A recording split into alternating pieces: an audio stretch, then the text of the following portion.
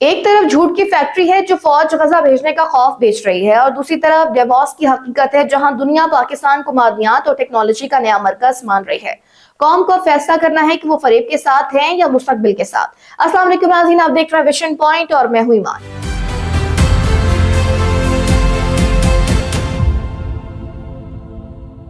آج پاکستان ایک عجیب سنگم پر کھڑا ہے۔ ایک طرف وہ لوگ ہیں جن کا سیاسی دیوالیہ نکل چکا ہے اور وہ اپنی بقا کے لیے قومی سلامتی کو داؤ پر لگانے سے بھی گریز نہیں کر رہے، اور دوسری طرف ریاست ہے جو خاموشی سے بغیر کسی شور شرابے کے اپنی معیشت اور وقار کو بحال کر رہی ہے۔ پی ٹی آئی نے پچھلے کچھ دنوں سے سوشل میڈیا پر ایک طوفان بدتمیزی برپا کر رکھا ہے۔ بورڈ آف پیس میں شمولیت کا مطلب پاکستان کی فوج کو غزہ بھیجنا ہے۔ یہ کوئی لا علمی نہیں ہے اور نہ ہی یہ کوئی غلط فہمی ہے، یہ باقاعدہ سوچی سمجھی فریب کاری ہے۔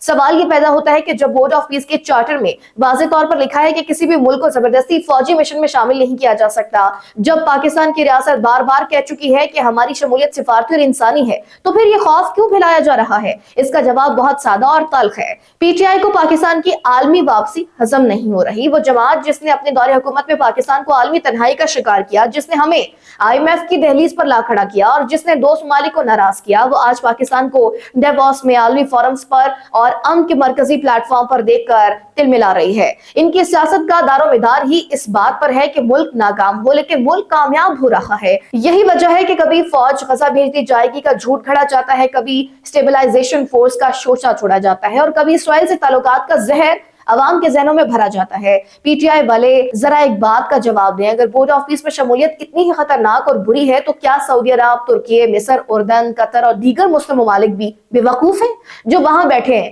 کیا وہ اپنے مفادات نہیں سمجھتے، یا مسئلہ صرف یہ ہے کہ پاکستان آج وہ بولڈ اور درست فیصلے کر رہا ہے جو پیچھے اپنے دور میں کرنے کی اہلیت اور جرات ہی نہیں رکھتی تھی؟ اصل مسئلہ فوج نہیں ہے، اصل مسئلہ پی ٹی آئی کی سیاست کا دیوالیہ پن ہے۔ ان کے پاس نہ اپوزیشن لیڈر لانے کی اہلیت ہے، نہ مذاکرات کی سنجیدگی ہے، اور نہ ہی پارلیمنٹ میں بیٹھنے کا حوصلہ، اور اب ان کے پاس آخری ہتھیار صرف خوف اور جھوٹ رہ گیا ہے۔ یہ بھی یاد رکھا جائے کہ بورڈ آف پیس کا چارٹر واضح کہتا ہے کہ کوئی بھی ملک کسی امن مشن میں زبردستی شامل نہیں کیا جا سکتا، لیکن پی ٹی آئی آج پھر وہی کر رہی ہے جو اس نے ہمیشہ کیا: ریاستی فیصلوں کو متنازع بنانا، اداروں پر شکوک ڈالنا اور قوم کو تقسیم کرنا۔ لیکن تصویر کا دوسرا رخ دیکھیں۔ جب پی ٹی آئی یہاں جھوٹ بول رہی تھی، عین اسی وقت ڈیووس میں ورلڈ اکنامک فورم کے اجلاس میں وزیر اعظم شہباز شریف دنیا کو ایک صاف اور دو ٹوک پیغام دے رہے تھے کہ پاکستان اب بقا کی سیاست سے نکل کر ترقی کی سیاست میں داخل ہو چکا ہے۔ کئی برسوں تک پاکستان کو دنیا کے سامنے ایک مسئلہ، ایک بحران اور ایک ڈوبتی ہوئی معیشت کے طور پر پیش کیا جاتا رہا، مگر اس بار ڈیووس میں عالمی سرمایہ کاروں، ٹیکنالوجی لیڈرز اور پالیسی سازوں کے سامنے ایک مختلف تصویر رکھی گئی۔ یہ تصویر اصلاحات کی تھی، استقامت کی تھی اور نئی امنگوں کی تھی، اور یہ صرف باتیں نہیں ہیں، اعداد و شمار بولتے ہیں۔ افراط زر جو 30% سے اوپر چلا گیا تھا وہ کم ہو کر سنگل ڈیجٹس میں آ چکا ہے، tax to G D P میں اضافہ ہو رہا ہے، اور سرکاری اداروں میں اصلاحات کا آغاز ہو چکا ہے۔ یہ نعرے نہیں، یہ وہ بنیادی اشارے ہیں جن پر عالمی سرمایہ کار اپنے اربوں ڈالر لگانے کا فیصلہ کرتے ہیں۔ ڈیووس سے جو اصل اسٹریٹجک تبدیلی سامنے آ رہی ہے وہ یہ ہے کہ پاکستان اب خود کو دنیا کے سامنے بھیک مانگنے والے کے طور پر نہیں بلکہ معدنیات، ٹیکنالوجی اور ڈیجیٹل جدت کے عالمی سپلائر کے طور پر پیش کر رہا ہے۔ بلوچستان کے پہاڑوں سے لے کر گلگت بلتستان اور خیبر پختونخوا کی وادیوں تک پاکستان میں سونے، تانبے، لیتھیم اور نایاب معدنیات کے وہ ذخائر موجود ہیں جو آج کی دنیا کی ضرورت ہیں۔ پوری دنیا گرین انرجی اور ہائی ٹیک کی طرف جا رہی ہے، اور ان دونوں کے لیے پاکستان کے وسائل آکسیجن کی حیثیت رکھتے ہیں۔ یہی وجہ ہے کہ امریکی، چینی اور خلیجی کمپنیاں پاکستان کے مائننگ سیکٹر میں دھڑا دھڑ معاہدے کر رہے ہیں۔ وہ دیکھ رہے ہیں کہ پاکستان فیوچر سپلائی چین کا مرکز بننے جا رہا ہے، اور صرف معدنیات ہی نہیں، پاکستان اگلی محاذ کی طرف بھی تیزی سے بڑھ رہا ہے، اور وہ یہ ہے اے آئی ٹی اور ڈیجیٹل سروسز۔ یہ کوئی اتفاق نہیں ہے کہ ہماری آئی ٹی ایکسپورٹس بڑھ رہی ہے، بلکہ یہ ایک سوچی سمجھی ریاستی حکمت عملی ہے۔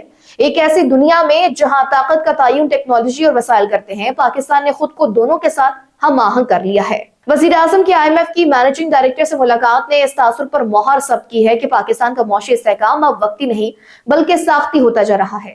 عالمی معاشی نظام بدل رہا ہے اور پاکستان خود کو اس بدلاؤ کے مرکز میں کھڑا کر رہا ہے۔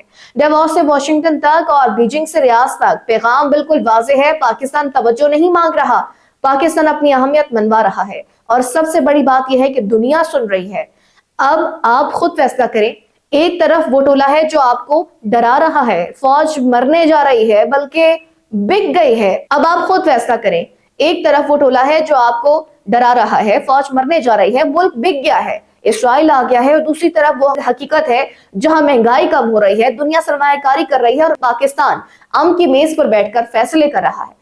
فرق صاف ظاہر ہے، پی ٹی آئی انتشار کی گلی میں کھڑی ہے اور پاکستان ترقی کی شاہراہ پر۔